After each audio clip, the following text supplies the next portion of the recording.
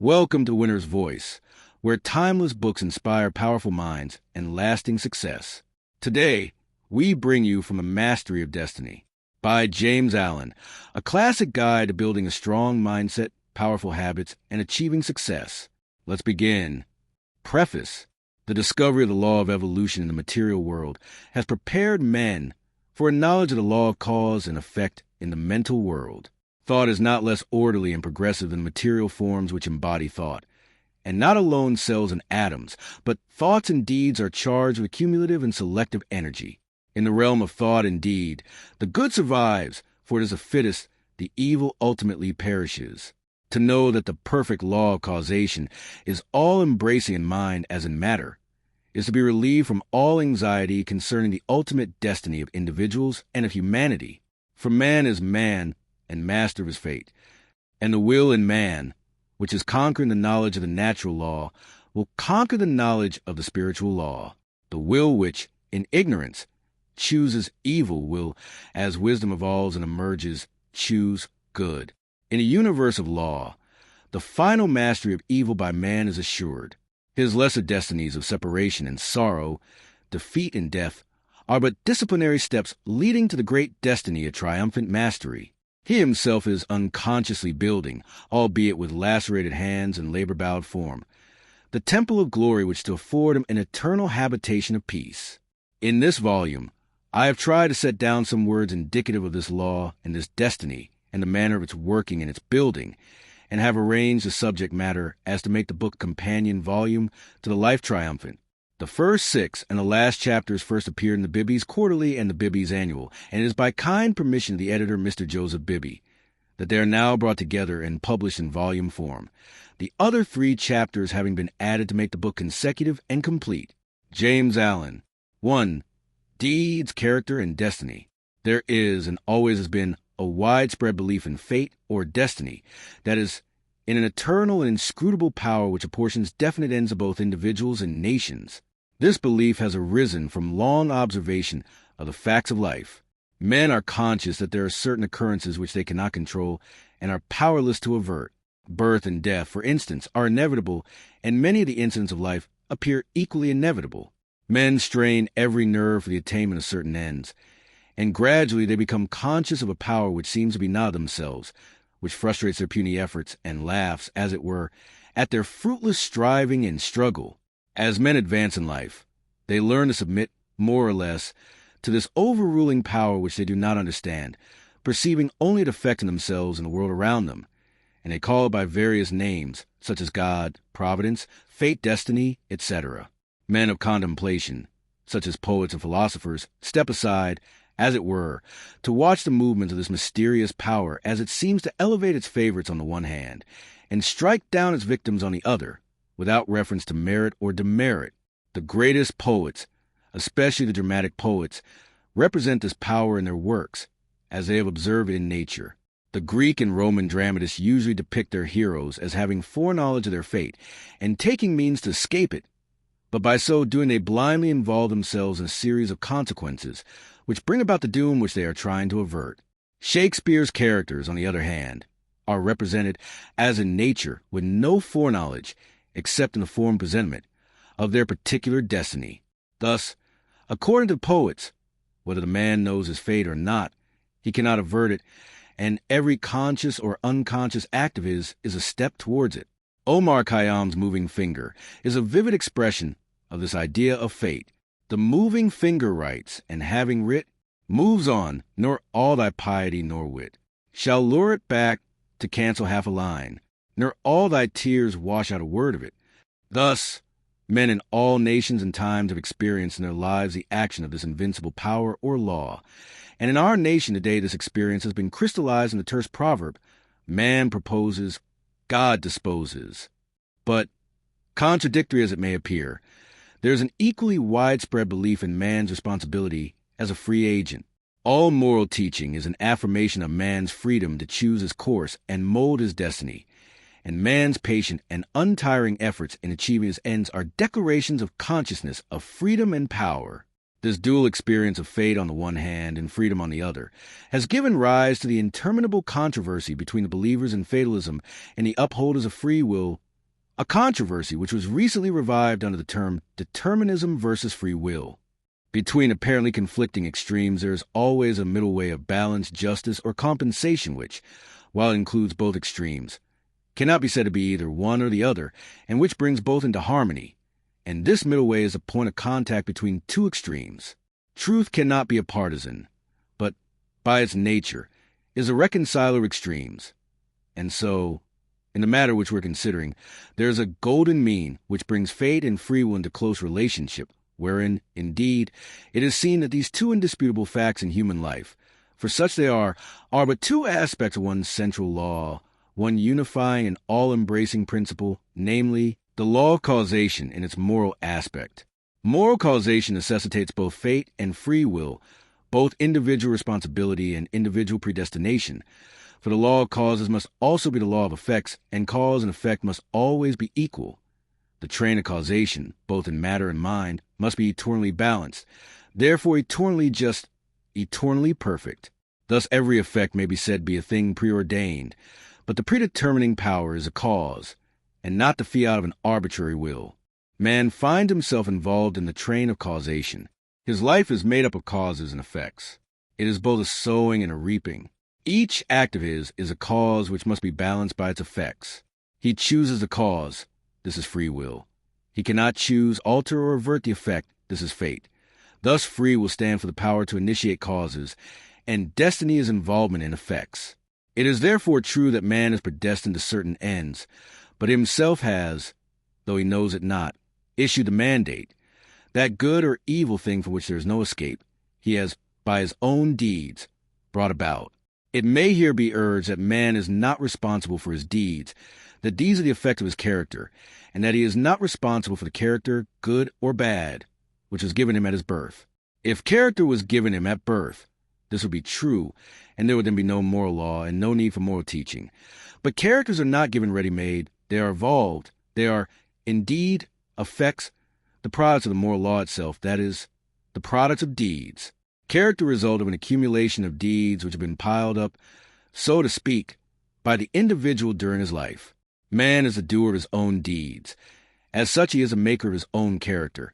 And as the doer of his deeds and the maker of his character, he is the molder and shaper of his destiny. He has the power to modify and alter his deeds, and every time he acts, he modifies his character, and with the modification of his character for good or evil, he is predetermining for himself new destinies. Destinies disastrous or beneficent in accordance with the nature of his deeds. Character is destiny itself. As a fixed combination of deeds, it bears within itself the results of those deeds. These results lie hidden as moral seeds in the dark recesses of the character, awaiting their season of germination, growth, and fruitage. Those things which befall a man are the reflections of himself. That destiny which pursued him, which he was powerless to escape by effort or avert by prayer, was a relentless ghoul of his own wrong deeds demanding and enforcing restitution. Those blessings and curses which come to him unbidden are the reverberating echoes of the sounds which he himself sent forth. It is this knowledge of the perfect law working through and above all things, of the perfect justice operating in and adjusting all human affairs, that enables a good man to love his enemies and to rise above all hatred, resentment, and complaining, for he knows that only his own can come to him, and that, though he be surrounded by persecutors, his enemies are but the blind instruments of a faultless retribution, and so he blames them not, but calmly receives his accounts and patiently pays his moral debts. But this is not all. He does not merely pay his debts. He takes care not to contract any further debts. He watches himself and makes his deeds faultless, while paying off evil accounts. He is laying up good accounts. By putting an end to his own sin, he is bringing evil and suffering to an end. And now let us consider how the law operates in particular instances in the outworking of destiny through deeds and character. First, we will look at this present life, for the present is the synthesis of the entire past. The net result of all that a man has ever thought and done is contained within him. It is noticeable that sometimes the good man fails and the unscrupulous man prospers, a fact which seems to put all moral maxims as to the good results of righteousness out of account. And because of this, many people deny the operation of any just law in human life, and even declare that it is chiefly the unjust that prosper. Nevertheless, The moral law exists and is not altered or subverted by shallow conclusions. It should be remembered that man is a changing, evolving being. The good man was not always good. The bad man was not always bad. Even in this life, there was a time, in a large number of instances, when the man who is now just was unjust, when he was now kind was cruel, when he was now pure was impure. Conversely, there was a time in this life, in a number of instances, when he who was now unjust was just, when he was now cruel was kind, when he who was now impure was pure. Thus, the good man who is overtaken with calamity today is reaping the result of his former evil sowing. Later he will reap the happy result of his present good sowing. While the bad man is now reaping the result of his former good sowing. Later he will reap the result of his present sowing of bad. Characteristics are fixed habits of mind, the results of deeds. An act repeated a large number of times becomes unconscious or automatic. That is, it then seems to repeat itself without any effort on the part of the doer, so that it seems to him almost impossible not to do it, and then it has become a mental characteristic. Here is a poor man out of work. He is honest and is not a shirker. He wants work and cannot get it. He tries hard and continues to fail. Where is the justice in his lot? There was a time in this man's condition when he had plenty of work. He felt burdened with it. He shirked it and longed for ease. He thought how delightful it would be to have nothing to do. He did not appreciate the blessedness of his lot. His desire for ease is now gratified, but the fruit for which he longed, and which he thought would taste so sweet, has turned to ashes in his mouth. The condition which he aimed for, namely, to have nothing to do, he has reached, and there he is compelled to remain till his lesson is thoroughly learned. And he is surely learning that habitual ease is degrading, that to have nothing to do is a condition of wretchedness, and that work is a noble and blessed thing. His former desires and deeds have brought him where he is, and now his present desire for work, his ceaseless searching and asking for it, will just as surely bring about its own beneficent result. No longer desiring idleness, his present condition will, as an effect, the cause which is no longer propagated, soon pass away, and he will obtain employment. And if his whole mind is now set on work, and he desires above all else, then when it comes he will be overwhelmed with it. It will flow into him from all sides, and he will prosper in his industry. Then, if he does not understand the law of cause and effect in human life, he will wonder why work comes to him apparently unsought, while others who seek it strenuously fail to obtain it.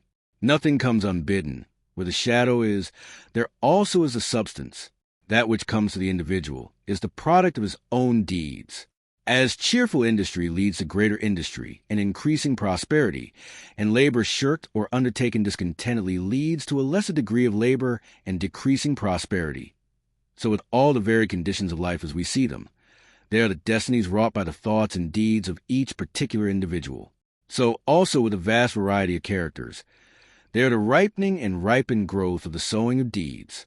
As the individual reaps what he sows, so the nation, being a community of individuals, reaps also what it sows.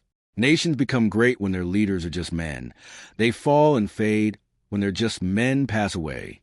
Those who are in power set an example, good or bad, for the entire nation. Great will be the peace and prosperity of a nation when there shall arise within it a line of statesmen who, having first established themselves in a lofty integrity of character, shall direct the energies of the nation toward the culture of virtue and development of character, knowing that only through personal industry, integrity, and nobility can national prosperity proceed.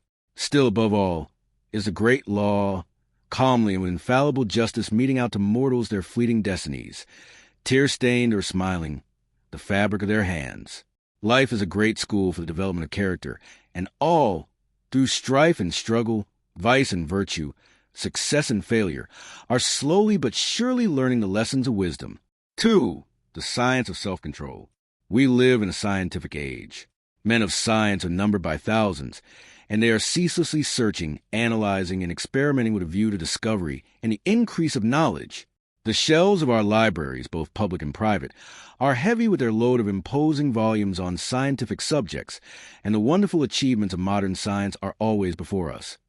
Whether in our homes or in our streets, in country or town, on land or sea, there shall be before us some marvelous device, some recent accomplishment of science, for adding to our comfort, increasing our speed, or saving the labor of our hands.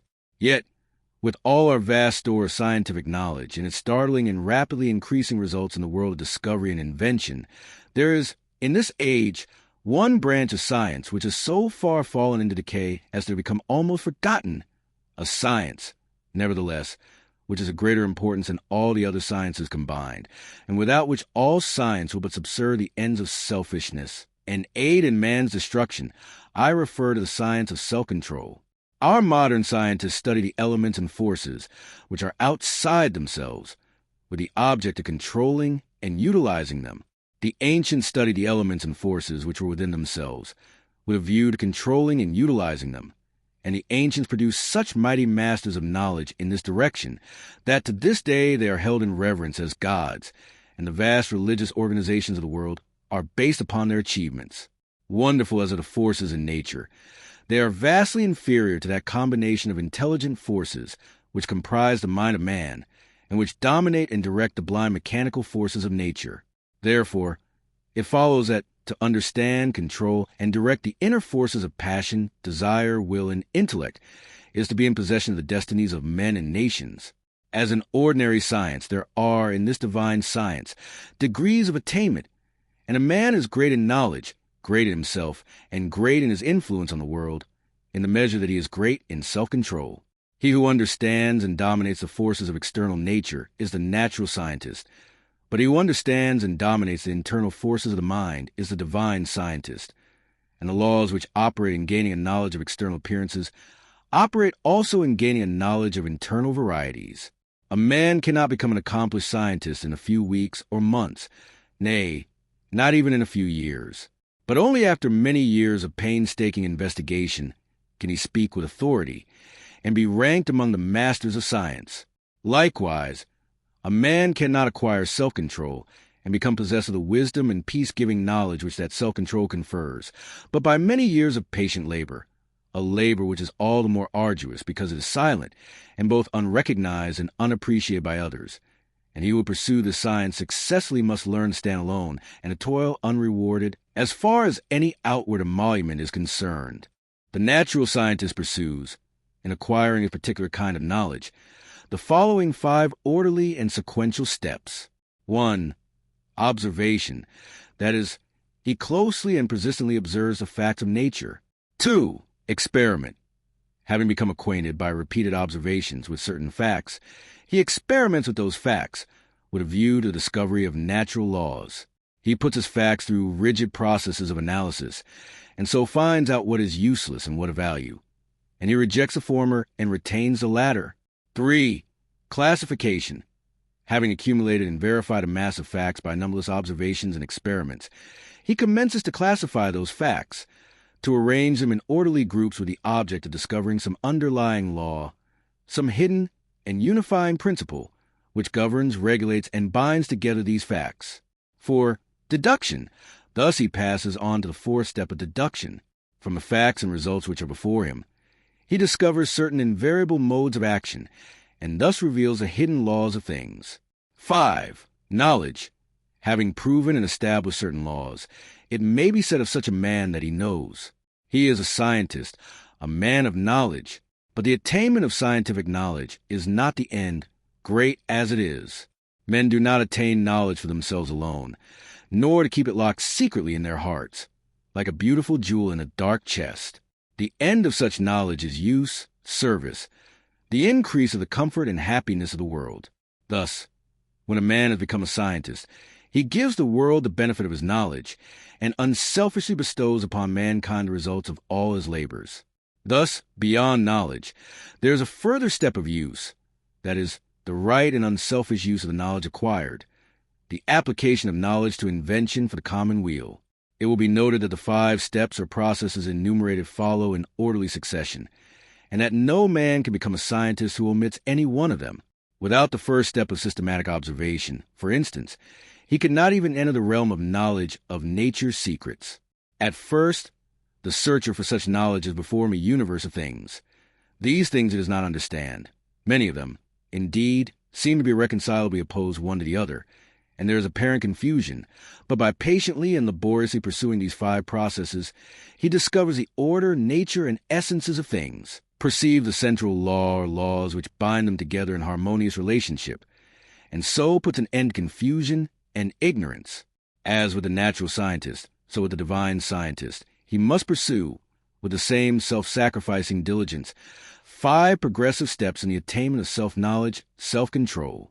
These 5 steps are the same as with the natural scientist, but the process is reversed. The mind, instead of being centered upon external things, is turned back upon itself, and the investigations are pursued in the realm of mind, of one's own mind, instead of in that of matter. At first, the searcher for divine knowledge is confronted with that mass of desires, passions, emotions, ideas, and intellectines which he calls himself, which is the basis of all his actions, and from which his life proceeds. This combination of invisible yet powerful forces appears confusedly. Some of them stand, apparently, in direct conflict with each other, without any appearance or hope of reconciliation.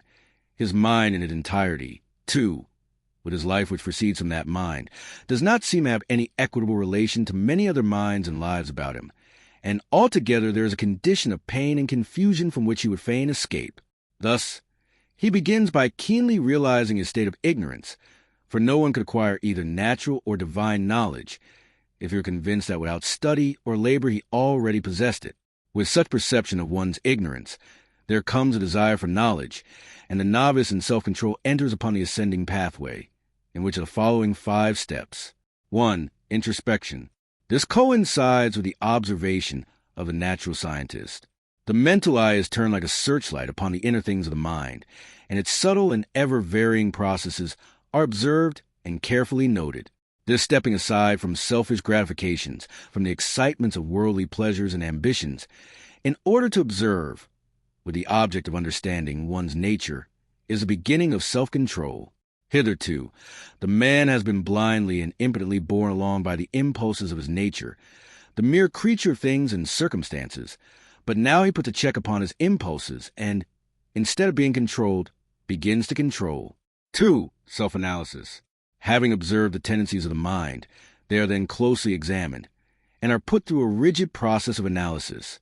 The evil tendencies, those that produce painful effects, are separated from the good tendencies, those that produce peaceful effects, and the various tendencies with the particular actions they produce, and the definite results which invariably spring from these actions, are gradually grasped by the understanding, which is at last enabled to follow them in their swift and subtle interplay and profound ramifications.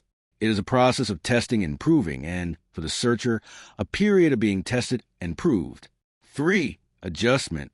By this time, the practical student of things divine has clearly before him every tendency and aspect of his nature, down to the profoundest promptings of his mind, and the most subtle motives of his heart.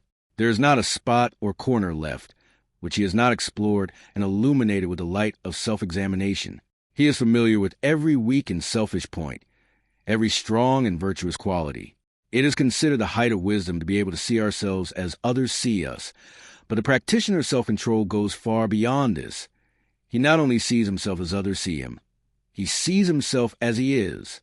Thus, standing face to face with himself, not striving to hide away from any secret fault, no longer defending himself with pleasant flatteries, neither underrating nor overrating himself or his powers, and no more cursed with self-praise or self-pity.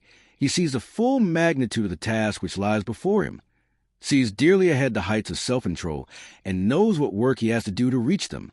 He is no longer in a state of confusion, but has gained a glimpse of the laws which operate in the world of thought, and he now begins to adjust his mind in accordance with those laws. This is a process of weeding, sifting, cleansing, as the farmer weeds, cleans, and prepares the ground for his crops. So the student removes the weeds of evil from his mind, cleanses and purifies it preparatory to sowing the seeds of righteous actions, which shall produce the harvest of a well-ordered life. 4. Righteousness. Having adjusted his thoughts and deeds to those minor laws which operate in mental activities, in production of pain and pleasure, unrest and peace, sorrow and bliss, he now perceives that there's involved in those laws one great central law which, like the law of gravitation in the natural world, is supreme in the world of mind, a law to which all thoughts and deeds are subservient, and by which they are regulated and kept in their proper sphere.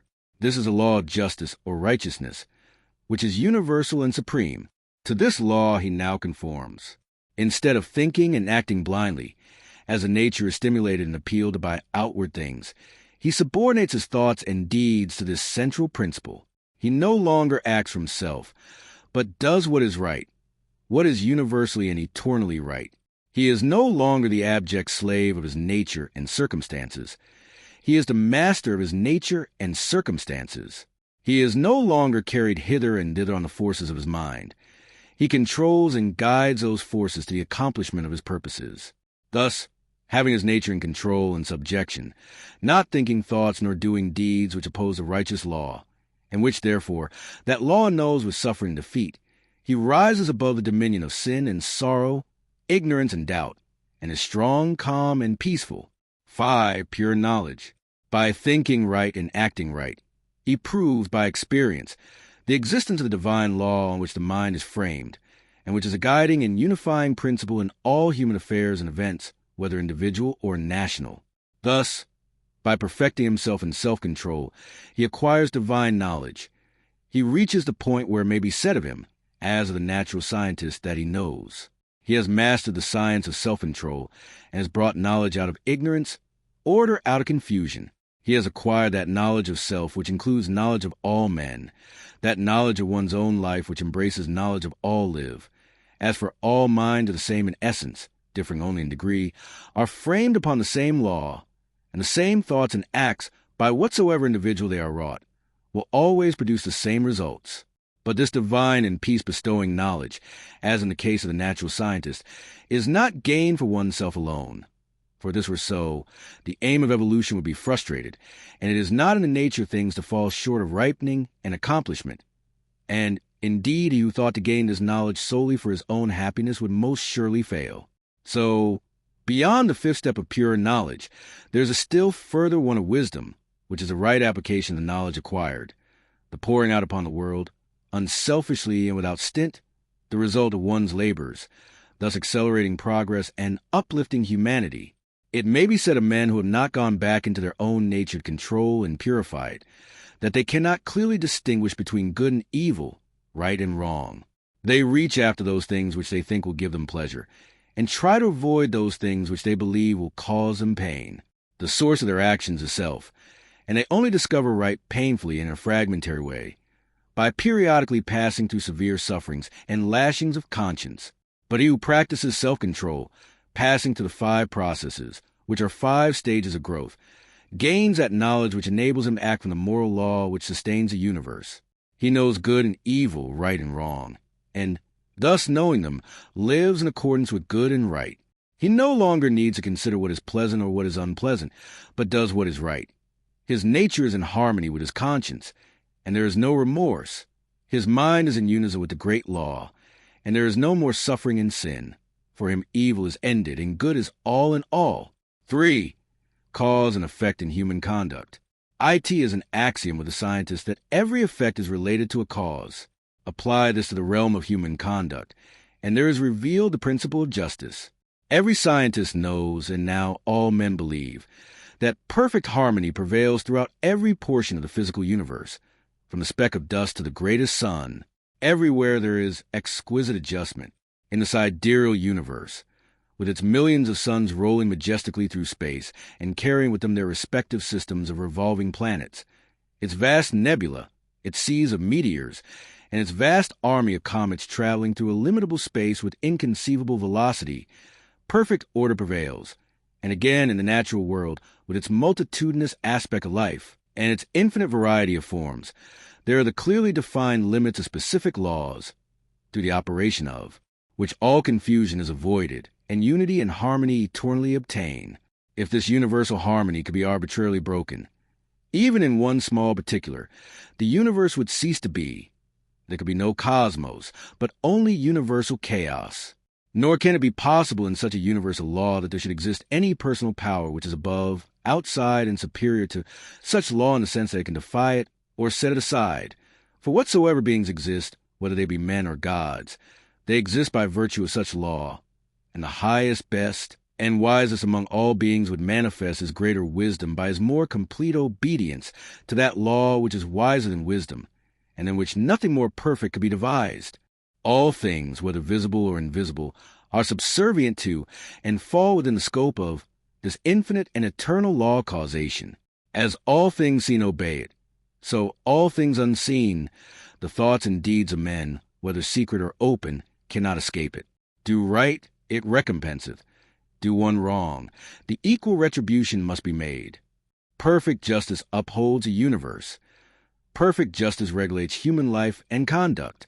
All the varying conditions of life, as they obtain in the world today, are the result of this law reacting on human conduct.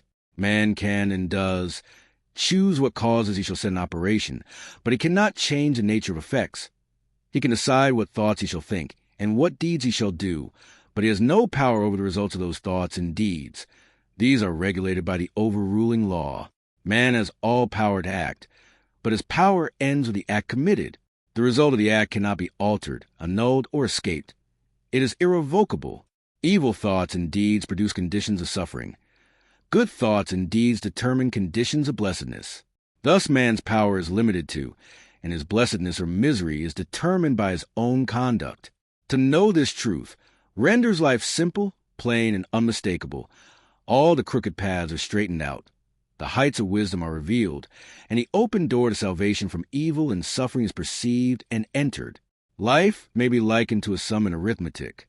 It is bewilderingly difficult and complex to the pupil who has not yet grasped the key to its correct solution, but once this is perceived and laid hold of, it becomes as astonishingly simple as it was formerly profoundly perplexing.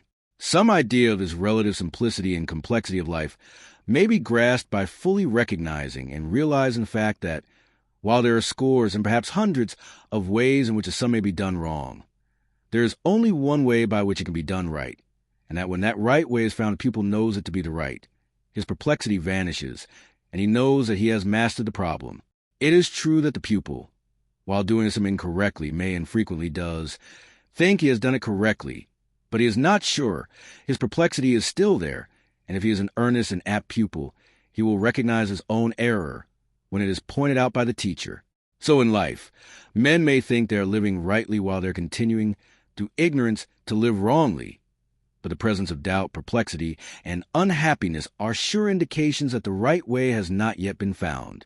There are foolish and careless pupils who would like to pass a sum as correct before they have acquired a true knowledge of figures, but the eye and skill of the teacher quickly detect and expose the fallacy. So in life there can be no falsifying results. The eye of the great law reveals and exposes. Twice 5 will make 10 to all eternity, and no amount of ignorance, stupidity, or delusion can bring the result up to 11. If one looks superficially at a piece of cloth, he sees it as a piece of cloth. But if he goes further and inquires into its manufacture and examines it closely and attentively, he sees that it is composed of a combination of individual threads, and that, while all the threads are interdependent, each thread pursues its own way throughout, never becoming confused with its sister thread. It is this entire absence of confusion between particular threads which constitutes the finished work of piece of cloth. Any inharmonious commingling of the thread will result in a bundle of waste or a useless rag. Life is like a piece of cloth, and the threads of which it is composed are individual lives. The threads, while being interdependent, are not confounded one with the other. Each follows its own course. Each individual suffers and enjoys the consequences of his own deeds, and not of the deeds of another. The course of each is simple and definite, the whole forming a complicated, yet harmonious combination of sequences. There are action and reaction, deed and consequence, cause and effect, and the counterbalancing reaction, consequence, and effect is always an exact ratio with the initiatory impulse. A durable and satisfactory piece of cloth cannot be made from shoddy material, and the threads of selfish thoughts and bad deeds will not produce a useful and beautiful life, a life that will wear well and bear close inspection. Each man makes or mars his own life. It is not made or marred by his neighbor, or by anything external to himself. Each thought he thinks, each deed he does, is another thread, shoddy or genuine, woven into the garment of his life. And as he makes a garment, so must he wear it. He is not responsible for his neighbor's deeds. He is not the custodian of his neighbor's actions. He is responsible only for his own deeds. He is the custodian of his own actions. The problem of evil subsists in a man's own evil deeds, and it is solved when those deeds are purified. Says Rousseau, "Man, seek no longer the origin of evil, thou thyself art its origin. Effect can never be divorced from cause. It can never be of a different nature from cause. Emerson says, "Justice is not postponed. A perfect equity adjusts the balance in all parts of life." And there is a profound sense in which cause and effect are simultaneous and form one perfect whole. Thus, upon the instant that a man thinks, say, a cruel thought or does a cruel deed, that same instant he has injured his own mind. He is not the same man he was the previous instant.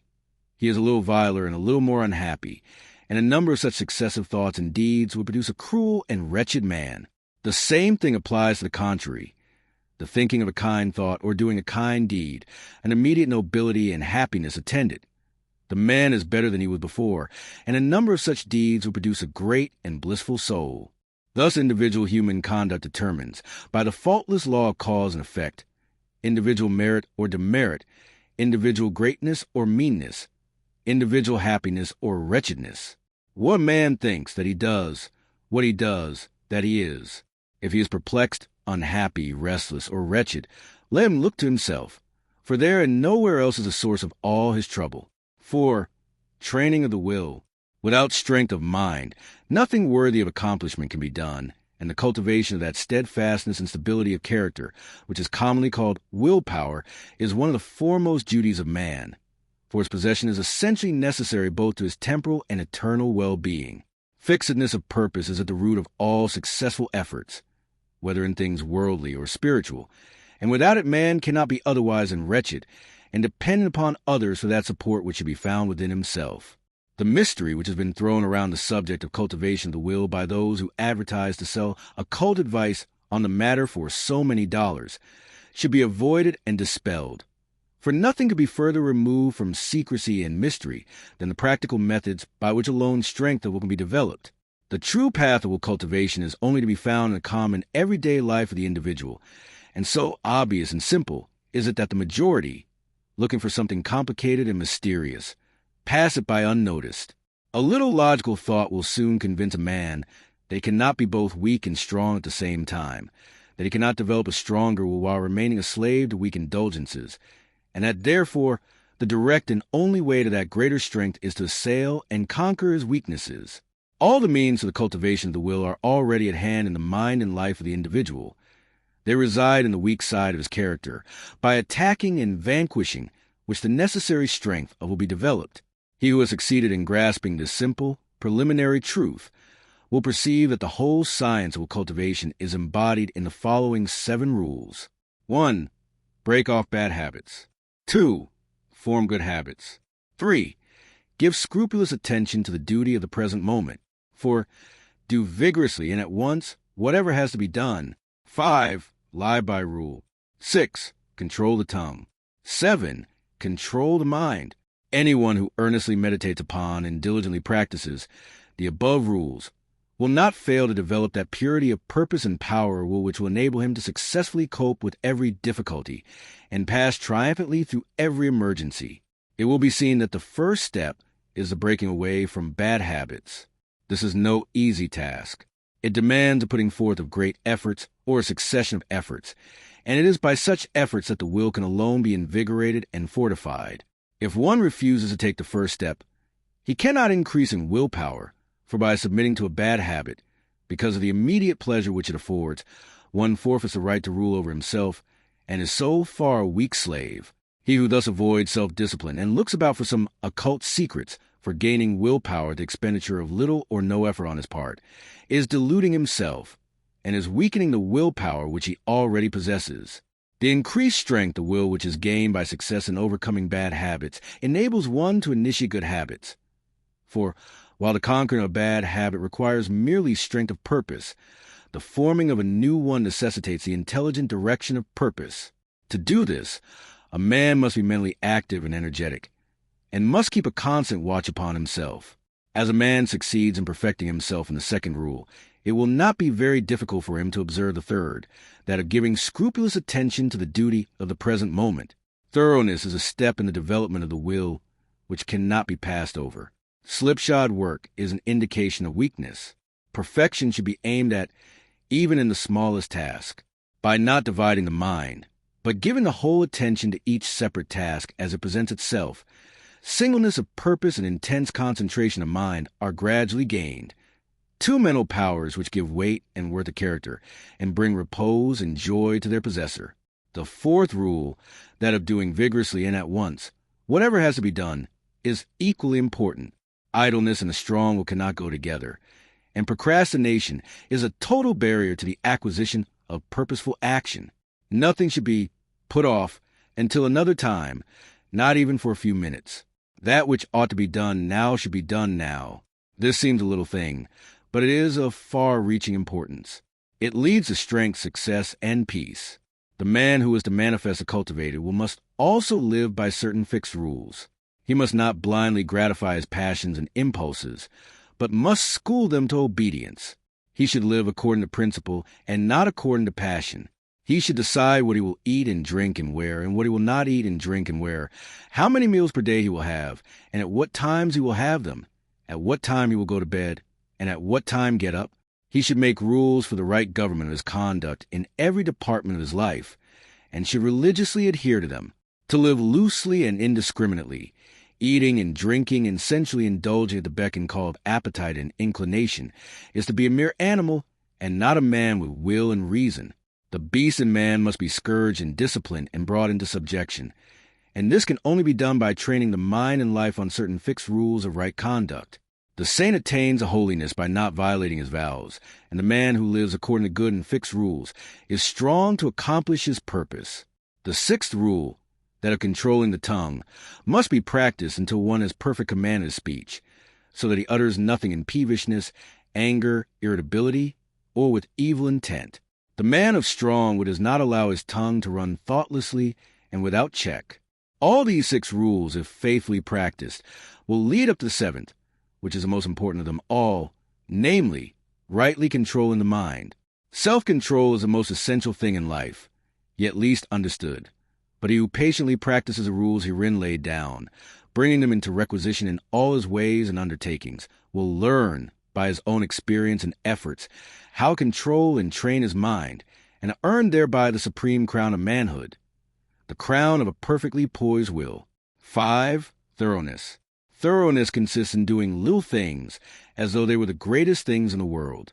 That the little things of life are of primary importance is a truth not generally understood, and the thought that little things can be neglected, thrown aside, or slurred over is at the root of that lack of thoroughness which is so common, and which results in imperfect work and unhappy lives.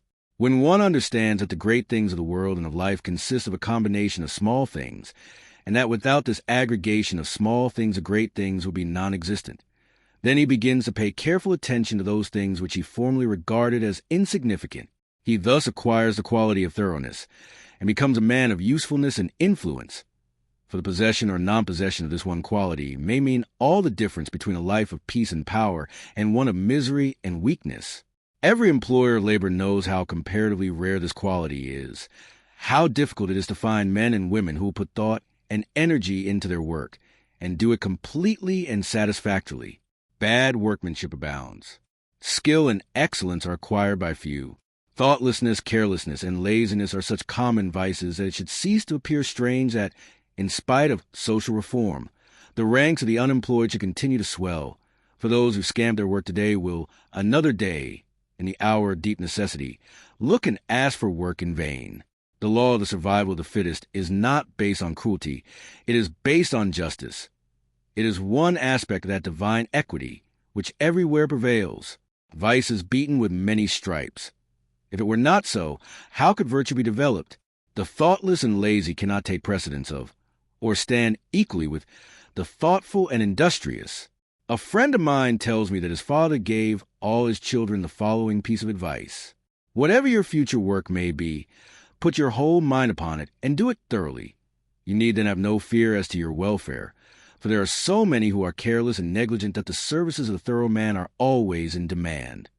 I know those who have for years tried almost in vain to secure competent workmanship in spheres which do not require exceptional skill, but which call chiefly for forethought, energy, and conscientious care. They have discharged one after another for negligence, laziness, incompetence, and persistent breaches of duty, not to mention other vices which have no bearing on the subject. Yet the vast army of the unemployed continues to cry out against the laws, against society, and against heaven. The cause of this common lack of thoroughness is not far to seek. It lies in that thirst for pleasure, which not only creates a distaste for steady labor, but renders one incapable of doing the best work, and of properly fulfilling one's duty. A short time ago, a case came under my observation, one of many such, of a poor woman who was given, at her earnest appeal, a responsible and lucrative position. She had been at her post only a few days when she began to talk of the pleasure trips she was going to have now she had come to that place. She was discharged at the end of a month for negligence and incompetence. As two objects cannot occupy the same space at the same time, so the mind that is occupied with pleasure cannot also be concentrated upon the perfect performance of duty. Pleasure has its own place in time, but its consideration should not be allowed to enter mind during those hours which should be devoted to duty. Those who, while engaged in their worldly task, are continually dwelling upon anticipated pleasures, cannot do otherwise than bungle through their work, or even neglect it when their pleasure seems to be at stake. Thoroughness is completeness, perfection. It means doing a thing so well that there is nothing left to be desired. It means doing one's work, if not better than anyone else can do it, at least not worse than the best that others do. It means the exercise of much thought, the putting forth of great energy, the persistent application of the mind to its task, the cultivation of patience, perseverance, and a high sense of duty. An ancient teacher said, "If anything has to be done, let a man do it, let him attack it vigorously." And another teacher said, "Whatsoever thy hand findeth to do, do it with thy might." He who lacks thoroughness in his worldly duties will also lack the same quality in spiritual things. He will not improve his character, will be weak and half-hearted in his religion, and will not accomplish any good and useful end. The man who keeps one eye on worldly pleasure and the other on religion, and who thinks he can have the advantage of both conditions, will not be thorough either in his pleasure-seeking or his religion, but will make a sorry business of both. It is better to be a whole-souled worldling than a half-hearted religionist. Better to give an entire mind to a lower thing than half of it to a higher. It is preferable to be thorough, even if it be in a bad or selfish direction, rather than inefficient and squeamish in good directions, for thoroughness leads more rapidly to the development of character and the acquisition of wisdom. It accelerates progress and unfoldment, and while it leads the bad to something better, it spurs the good to higher and ever higher heights of usefulness and power. 6. Mind-building and life-building. Everything, both in nature and the works of man, is produced by a process of building. The rock is built up of atoms. The plant, the animal, and man are built up of cells. A house is built of bricks, and a book is built of letters. A world is composed of a large number of forms, and a city of a large number of houses. The arts, sciences, and institutions of a nation are built up by the efforts of individuals. The history of a nation is the building of its deeds. The process of building necessitates the alternate process of breaking down. Old forms that have served their purpose are broken up, and the material which they are composed enters into new combinations. There is reciprocal integration and disintegration in all compounded bodies. Old cells are ceaselessly being broken up, and new cells are formed to take their place. The works of man also require to be continually renewed until they become old and useless, when they are torn down in order that some better purpose may be served. These two processes of breaking down and building up in nature are called death and life. In the artificial works of man, they are called destruction and restoration. This dual process, which obtains universally in things visible, also obtains universally in things invisible. As a body is built of cells and a house of bricks, so a man's mind is built of thoughts. The various characters of men are none other than compounds of thoughts of varying combinations. Herein we see the deep truth of the saying, "As a man thinketh in his heart, so is he." Individual characteristics are fixed processes of thought. That is, they are fixed in the sense that they have become such an integral part of the character that they can be only altered or removed by a protracted effort of the will and by much self-discipline. Character is built in the same way as a tree or a house is built, namely, by the ceaseless addition of new material, and that material is thought. By the aid of millions of bricks a city is built. By the aid of millions of thoughts of mind, a character is built. Every man is a mind builder, whether he recognizes it or not. Every man must perforce think, and every thought is another brick laid down in the edifice of mind. Such bricklaying is done loosely and carelessly by a vast number of people, the result being unstable and tottering characters that are ready to go down on the first little gust of trouble or temptation. Some also put into the building of their minds large numbers of impure thoughts. These are so many rotten bricks that crumble away as fast as they are put in, leaving always an unfinished and unsightly building, and one which can afford no comfort and no shelter for its possessor. Debilitating thought about one's health, enervating thoughts concerning unlawful pleasures, weakening thoughts of failure, and sickly thoughts of self-pity and self-praise are useless bricks with which no substantial mind temple can be raised. Pure thoughts, wisely chosen and well-placed, are so many durable bricks which will never crumble away, and from which a finished and beautiful building, and one which affords comfort and shelter for its possessor, can be rapidly erected. Bracing thoughts of strength, of confidence, of duty, inspiring thoughts of a large, free, unfettered, and unselfish life are useful bricks with which a substantial mind temple can be raised, and the building of such a temple necessitates that old and useless habits of thought be broken down and destroyed. Build thee more stately mansions, O my soul, as the swift seasons roll. Each man is the builder of himself. If he is the occupant of a jerry-built hovel of a mind that lets in the rains of many troubles, and through which blow the keen winds of oft-recurring disappointments, let him get to work to build a more noble mansion which will afford him better protection against those mental elements. Trying to weakly shift the responsibility for his jerry-building on to the devil or his forefathers or anything or anybody but himself will neither add to his comfort nor help him to build a better habitation. When he wakes up to a sense of his responsibility and an approximate estimate of his power, then he will commence to build like a true workman, and will produce a symmetrical and finished character that will endure and be cherished by posterity, and which, while affording a never-failing protection for himself, will continue to give shelter to many a struggling one when he has passed away. The whole visible universe is framed on a few mathematical principles. All the wonderful works of man in the material world have been brought about by the rigid observance of a few underlying principles, and all that there is of making a successful, happy, and beautiful life is the knowledge and application of a few simple root principles. If a man is to erect a building that is to resist the fiercest storms, he must build it on a simple mathematical principle or law, such as the square or the circle. If he ignores this, his edifice will topple down even before it is finished. Likewise, if a man is to build up a successful, strong, and exemplary life, a life that will stoutly resist the fiercest storms of adversity and temptation, it must be framed on a few simple, undeviating moral principles. Four of these principles are justice, rectitude, sincerity, and kindness. These four ethical truths are to the making of a life what the four lines of square are to the building of a house. If a man ignores them and thinks to obtain success and happiness and peace by injustice, trickery, and selfishness, he is in the position of a builder who imagines he can build a strong and durable habitation while ignoring the relative arrangement of mathematical lines, and he will, in the end, obtain only disappointment and failure. He may, for a time, make money, which will delude him into believing that injustice and dishonesty pay well, but in reality his life is so weak and unstable that it is ready at any moment to fall. And when a critical period comes, as come it must, his affairs, his reputation, and his riches crumble to ruins, and he is buried in his own desolation.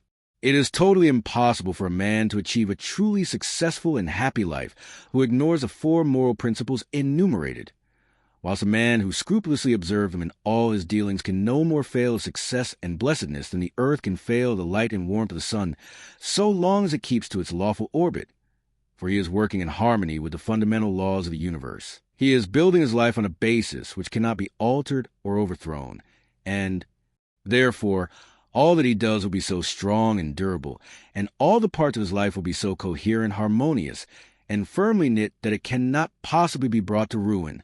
In all the universal forms which are built up by the great invisible and unerring power, it will be found that the observance of mathematical law is carried out with unfailing exactitude down to the most minute detail. The microscope reveals the fact that the infinitely small is as perfect as the infinitely great. A snowflake is as perfect as a star. Likewise, in the erection of a building by man, the strictest attention must be paid to every detail. A foundation must first be laid, and, although it is to be buried and hidden, it must receive the greatest care, and be made stronger than any other part of the building.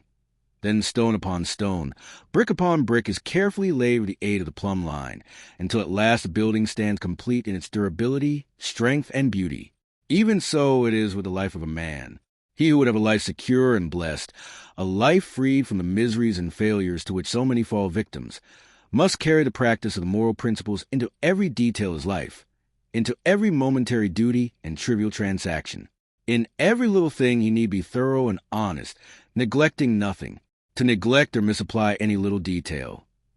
Be commercial man, agriculturist, professional man, or artisan, is the same as neglecting a stone or a brick in a building, and it will be a source of weakness and trouble.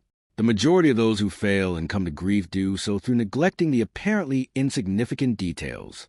It is a common error to suppose that little things can be passed by, and that the greater things are more important and should receive all attention. But a cursory glance at the universe, as well as a little serious reflection on life, will teach the lesson that nothing great can exist which is not made up of small details, and in the composition of which every detail is perfect.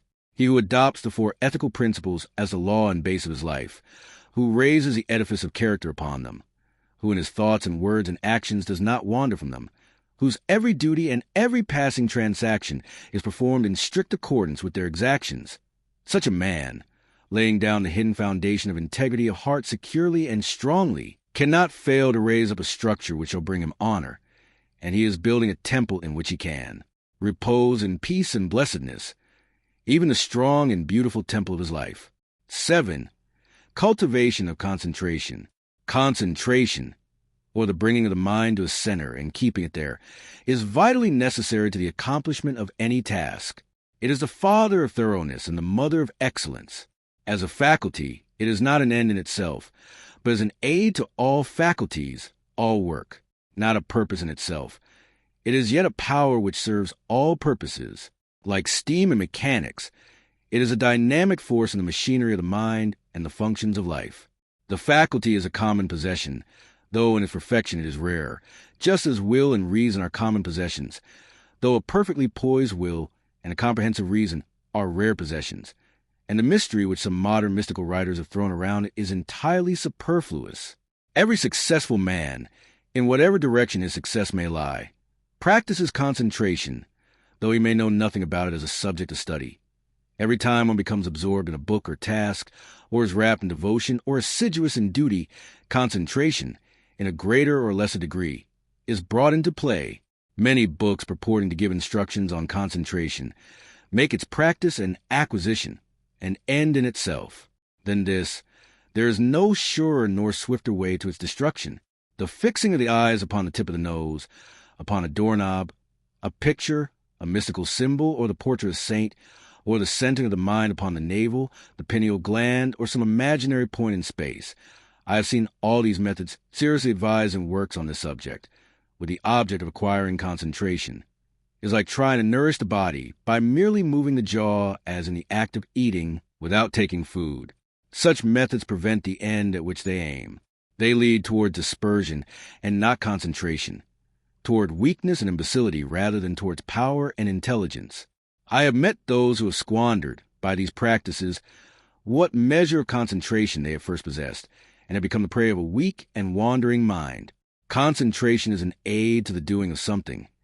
It is not the doing of something in itself. A latter has no value in and of itself, but only in so far as it enables us to reach something which we could not otherwise reach.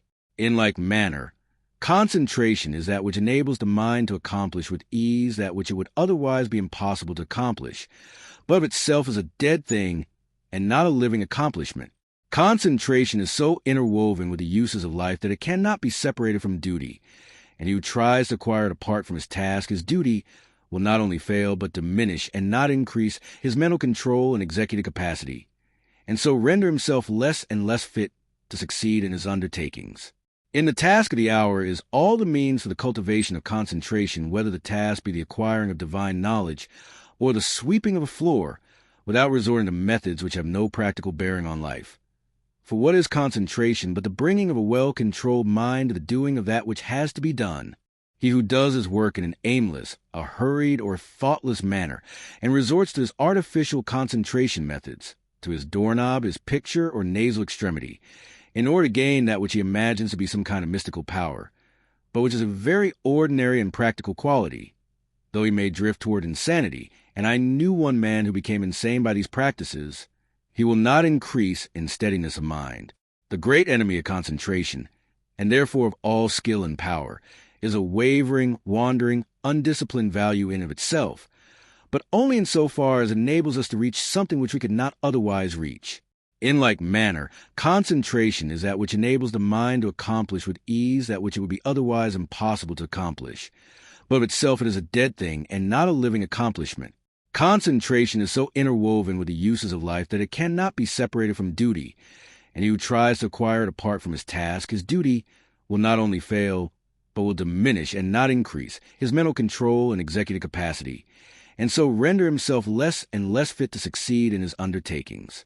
A scattered and undisciplined army would be useless. To make effective in action and swift in victory, it must be solidly concentrated and masterfully directed. Scattered and diffused thoughts are weak and worthless. Thoughts marshaled, commanded, and directed upon a given point are invincible. Confusion, doubt, and difficulty give way before their masterly approach. Concentrated thought enters largely into all successes and informs all victories. There is no more secret about its acquirement than about any other acquisition, for it is governed by the underlying principle of all development, namely, practice. To be able to do a thing, you must begin to do it, and keep on doing it until the thing is mastered. This principle prevails universally, in all arts, sciences, trades, in all learning, conduct, religion. To be able to paint, one must paint. To know how to use a tool skillfully, he must use a tool. To become learned, he must learn. To become wise, he must do wise things. And to successfully concentrate his mind, he must concentrate it. But the doing is not all. It must be done with energy and intelligence. The beginning of concentration, then, is to go to your daily task and put your mind on it, bringing all your intelligence and mental energy to a focus upon that which has to be done. And every time the thoughts are found wandering aimlessly away, they should be brought promptly back to the thing in hand. Thus the center upon which you are to bring your mind to a point is not your pineal gland or a pain in space, but the work which you're doing every day, and your object in thus concentrating is to be able to do your work with smooth rapidity and consummate skill.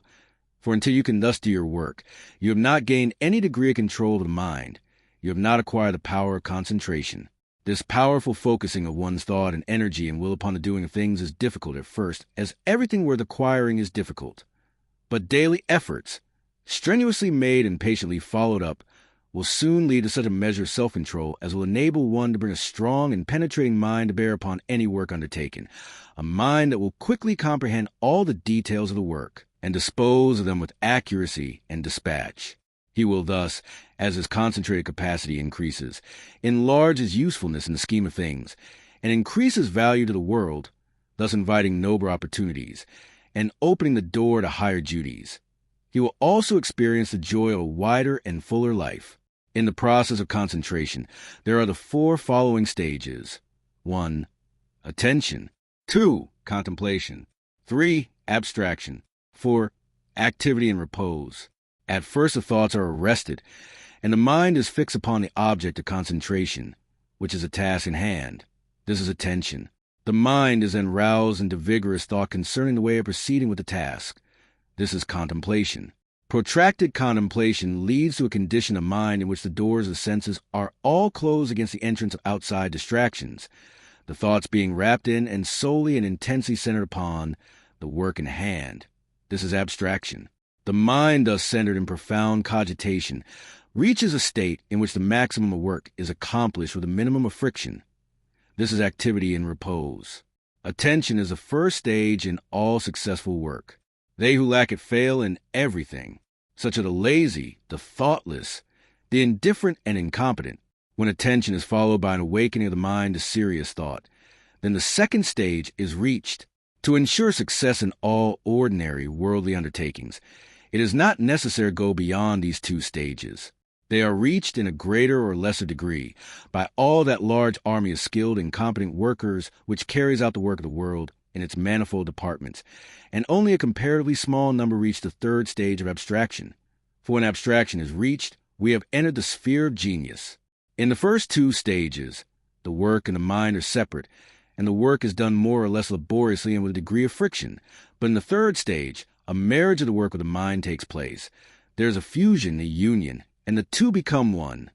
Then there is superior efficiency with less labor and friction.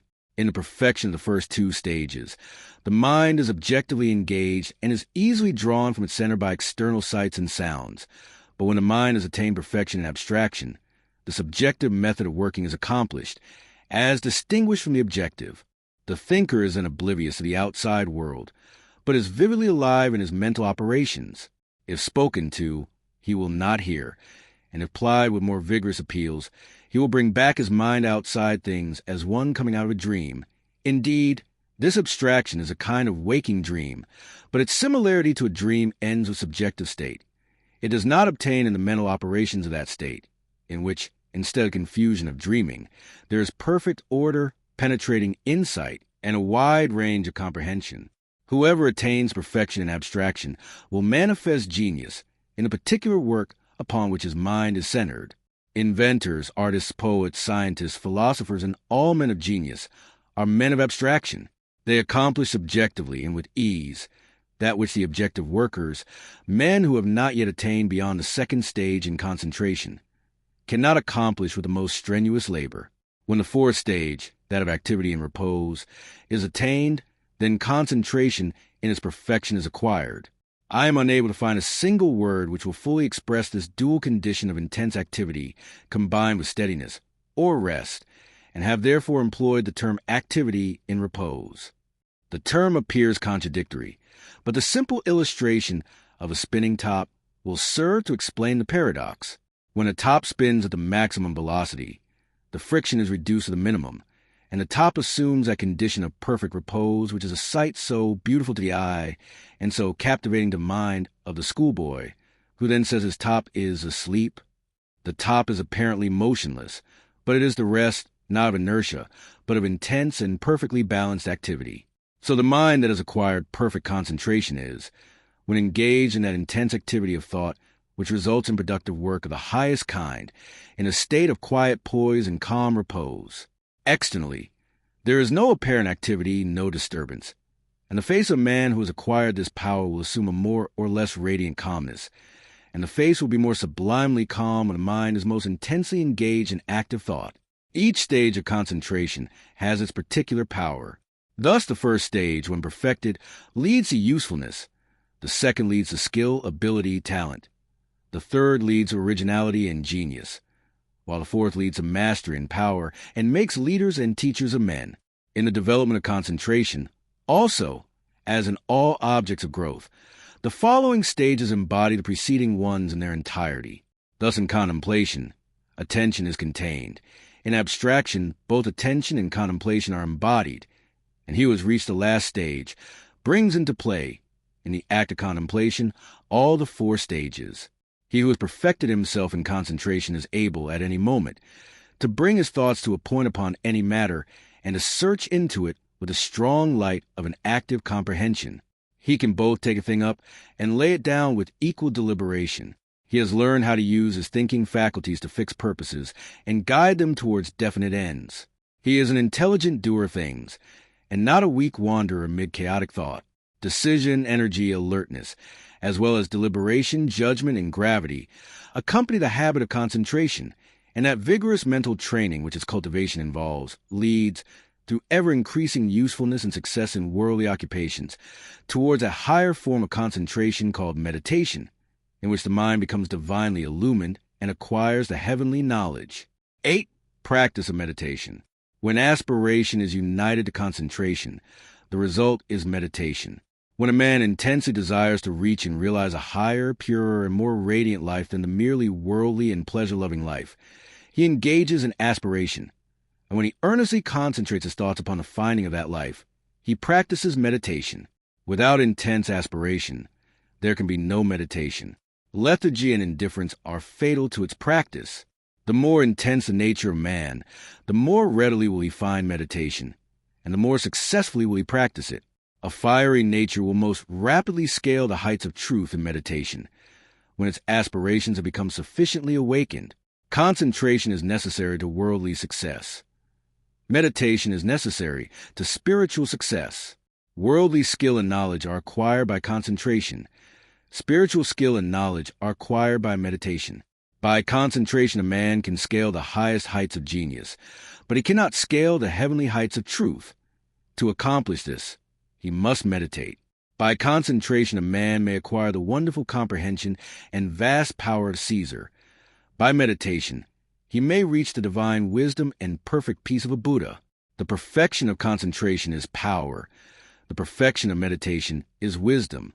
By concentration, men acquire skill in the doing of the things of life, in science, art, trade, etc., but by meditation, they acquire skill in life itself, in right living, enlightenment, wisdom, etc. Saints, sages, saviors, wise men, and divine teachers are the finished products of holy meditation. The 4 stages in concentration are brought into play in meditation, the difference between the 2 powers being one of direction and not of nature. Meditation is therefore spiritual concentration, the bringing of the mind to a focus in its search for the divine knowledge, the divine life, the intense dwelling in thought on truth.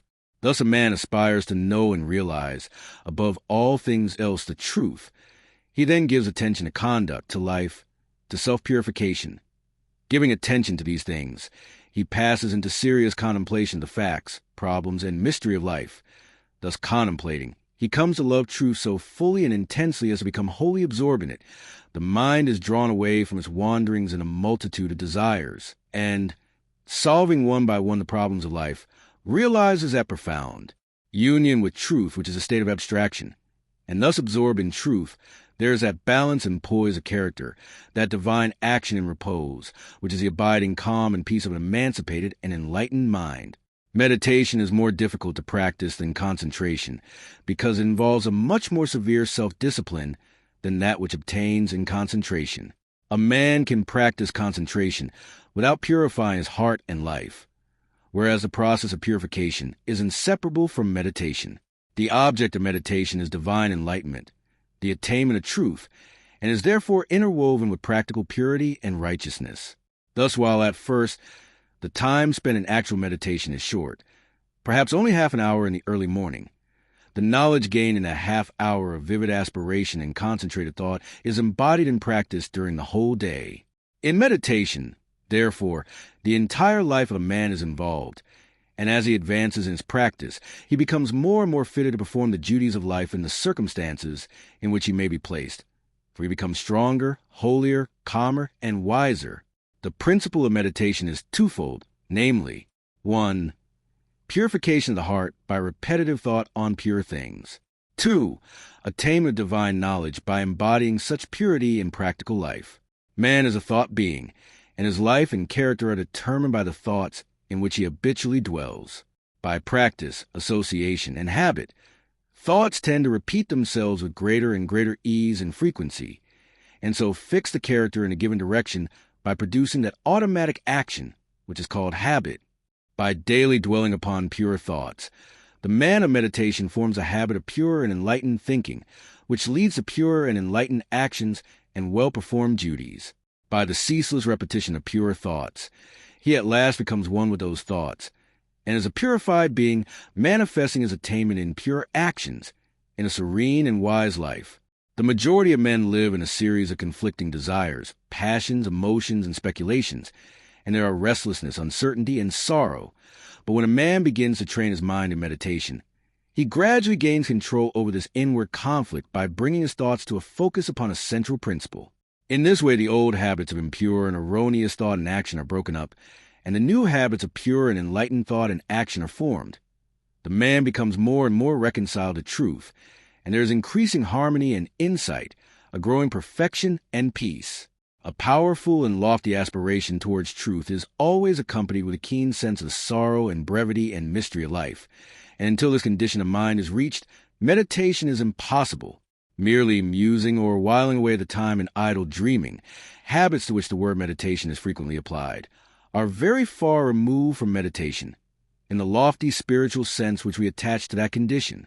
It is easy to mistake reverie for meditation. This is a fatal error, which must be avoided by one striving to meditate. The two must not be confounded. Reverie is a loose dreaming into which a man falls. Meditation is a strong, purposeful thinking into which a man rises. Reverie is easy and pleasurable. Meditation is at first difficult and irksome. Reverie thrives in indolence and luxury. Meditation arises from strenuousness and discipline.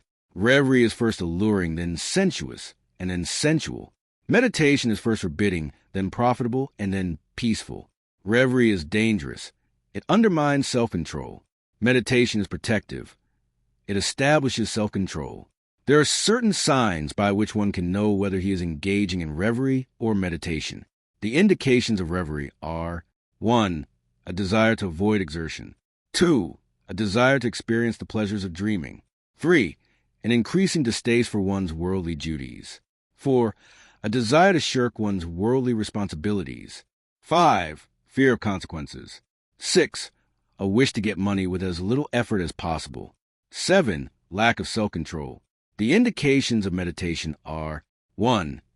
Increase of both physical and mental energy. 2. A strenuous striving after wisdom. 3. A decrease of irksomeness in performance of duty. 4. A fixed determination to faithfully fulfill all worldly responsibilities. 5. Freedom from fear. 6. Indifference to riches. 7. Possession of self-control. There are certain times, places, and conditions in and under which it is impossible to meditate, others wherein it is difficult to meditate, and others wherein meditation is rendered more accessible. And these, which should be known and carefully observed, are as follows. Times, places, and conditions in which meditation is impossible. 1. At or immediately after meals. 2. In places of pleasure. 3. In crowded places. 4. While walking rapidly. 5. While lying in bed in the morning. 6. While smoking. 7. While lying on a couch or bed for physical or mental relaxation. Times, places, and conditions in which meditation is difficult. 1. At night. 2. In a luxuriously furnished room. 3.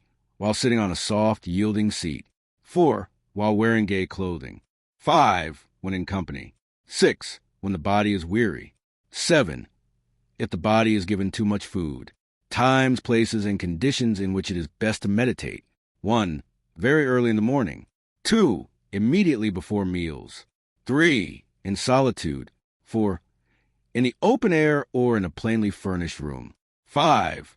While sitting on a hard seat. 6. When the body is strong and vigorous. 7. When the body is modestly and plainly clothed. It will be seen by the foregoing instructions that ease, luxury, and indulgence, which induce reverie, render meditation difficult, and when strongly pronounced make it impossible, while strenuousness, discipline, and self-denial, which dispel reverie, make meditation comparatively easy. The body, too, should be neither overfed nor starved, neither in rags nor flauntingly clothed. It should not be tired, but should be at its highest point of energy and strength, as the holding of the mind to a concentrated train of subtle and lofty thought requires a high degree of both physical and mental energy. Aspiration can often best be aroused, and the mind renewed in meditation, by the mental repetition of a lofty precept, a beautiful sentence, or a verse of poetry. Indeed, the mind that is ready for meditation will instinctively adopt this practice. Mere mechanical repetition is worthless, and even a hindrance. The words repeated must be so applicable to one's own condition that they are dwelt upon lovingly and with concentrated devotion. In this way, aspiration and concentration harmoniously combined produce, without undue strain, the state of meditation. All the conditions above stated are of the utmost importance in the early stages of meditation, and should be carefully noted and duly observed by all who are striving to acquire practice, and those who faithfully follow the instructions and who strive and persevere will not fail to gather in due season, the harvest of purity, wisdom, bliss, and peace, and will surely eat of the sweet fruits of holy meditation. 9. The power of purpose. Dispersion is weakness. Concentration is power. Destruction is a scattering. Preservation a uniting process. Things are useful and thoughts are powerful in a measure that their parts are strongly and intelligently concentrated. Purpose is highly concentrated thought. All the mental energies are directed to the attainment of an object, and obstacles which intervene between the thinker and the object are, one after another, broken down and overcome. Purpose is the keystone in the temple of achievement. It binds and holds together in a complete whole that which would otherwise lie scattered and useless. Empty whims, ephemeral fancies, vague desires, and half-hearted resolutions have no place in purpose. In the sustained determination to accomplish, there is an invincible power which swallows up all inferior considerations and marches direct to victory. All successful men are men of purpose. They hold fast to an idea, a project, a plan, and will not let it go. They cherish it, brood upon it, tend and develop it. And when assailed by difficulties, they refuse to be beguiled into surrender. Indeed, the intensity of the purpose increases with the growing magnitude of the obstacles encountered. The men who have molded the destinies of humanity have been men mighty of purpose. Like the Roman laying his road, they have followed along a well-defined path, and have refused to swerve aside even when torture and death confronted them. The great leaders of the race are the mental road makers, and mankind follows in the intellectual and spiritual paths which they have carved out and beaten. Great is the power of purpose. To know how great, let a man study in the lives of those whose influence has shaped the ends of nations and directed the destinies of the world. In an Alexander, a Caesar, or a Napoleon, we see the power of purpose when it is directed in worldly and personal channels. In a Confucius, a Buddha, or a Christ, we perceive its vaster power when its course is along heavenly and impersonal paths. Purpose goes with intelligence. There are lesser and greater purposes according with degrees of intelligence. A great mind will always be great of purpose. A weak intelligence will be without purpose. A drifting mind argues a measure of undevelopment. What can resist an unshakable purpose? What can stand against it or turn it aside? Inert matter yields to a living force, and circumstance succumbs to the power of purpose. Truly, the man of unlawful purpose will, in achieving his ends, destroy himself, but the man of good and lawful purpose cannot fail. It only needs that he daily renew the fire and energy of his fixed resolve to consummate his object. The weak man who grieves because he is misunderstood will not greatly achieve. The vain man who steps aside from his resolve in order to please others and gain their approbation will not highly achieve. The double-minded man who thinks to compromise his purpose will fail. The man of fixed purpose who, whether misunderstandings and foul accusations or flatteries and fair promises rain upon him, does not yield a fraction of his resolve, is the man of excellence and achievement, of success, greatness, power. Hindrances stimulate the man of purpose. Difficulties nerve him to renewed exertion. Mistakes, losses, pains do not subdue him, and failures are steps in the ladder of success, for he is ever conscious of the certainty of final achievement. All things at last yield to the silent, irresistible, all-conquering energy of purpose. Out of the night that covers me, black as the pit from pole to pole, I thank whatever gods may be. For my unconquerable soul, in the fell clutch of circumstance, I have not whined nor cried aloud, under the bludgeoning of chance. My head is bloody but unbowed. It matters not how strait the gate, how charged with punishment the scroll. I am the master of my fate. I am the captain of my soul. 10. The joy of accomplishment. JOY is always the accompaniment of a task successfully accomplished. An undertaking completed, or a piece of work done, always brings rest and satisfaction.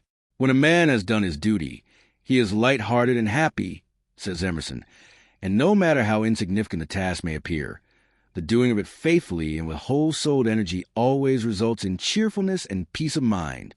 Of all miserable men, the shirker is the most miserable, thinking to find ease and happiness in avoiding difficult duties and necessary tasks, which require the expenditure of labor and exertion. His mind is always uneasy and disturbed. He becomes burdened with an inward sense of shame and forfeits manliness and self-respect. He who will not work according to his faculty, let him perish according to his necessity, says Carlyle. And it is a moral law that the man who avoids duty and does not work to the full extent of capacity does actually perish, first in his character and last in his body and circumstances. Life and action are synonymous, and immediately a man tries to escape exertion, either physical or mental, he has commenced to decay. On the other hand, the energetic increase in life by the full exercise of their powers, by overcoming difficulties, and by bringing to completion tasks which coil for the strenuous use of mind or muscle, How happy is a child when a school lesson, long labored over, is mastered at last? The athlete, who has trained his body through long months or years of discipline and strain, is richly blessed in his increased health and strength, and is met with the rejoicings of his friends when he carries home the prize from the field of contest. After many years of ungrudging toil, the heart of the scholar is gladdened with the advantages and powers which learning bestows. The business man, grappling incessantly with difficulties and drawbacks, is amply repaid in the happy assurance of well-earned success. And the horticulturist, vigorously contending with the stubborn soil, sits down at last to eat of the fruits of his labor. Every successful accomplishment, even in worldly things, is repaid with its own measured joy. And in spiritual things, the joy which supervenes upon the perfection of purpose is sure, deep, and abiding. Great is a heartfelt joy, albeit ineffable, when after innumerable and apparently unsuccessful attempts, some ingrained fault of character is at last cast out to trouble its erstwhile victim and the world no more. The striver after virtue, he who is engaged in a holy task of building up a noble character, tastes, at every step of conquest over self, a joy which does not again leave him, but which becomes an integral part of his spiritual nature. All life is a struggle, both without and within their conditions against which man must contend. His very existence is a series of efforts and accomplishments, and his right to remain among men as a useful unit of humanity depends upon the measure of his capacity for wrestling successfully with the elements of nature without, or with the enemies of virtue and truth within. It is demanded of man that he shall continue to strive after better things, after greater perfection, after higher and still higher achievements, and in accordance with the measure of his obedience to this demand, does the angel of joy wait upon his footsteps and minister unto him. For he who is anxious to learn, eager to know, and who puts forth efforts to accomplish, finds the joy which eternally sings at the heart of the universe. First in little things, then in greater, and then in greater still, must man strive, until at last he is prepared to make the supreme effort and strive for the accomplishment of truth, succeeding in which he will realize eternal joy. The price of life is effort. The acme of effort is accomplishment. The reward of accomplishment is joy. Blessed is the man who strives against his own selfishness. He will taste in its fullness the joy of accomplishment. You've been listening to The Mastery of Destiny by James Allen. Thank you for joining The Winner's Voice. If you found this valuable, don't forget to like, comment, and subscribe for more powerful audiobooks. Stay focused, keep growing, and think like a winner.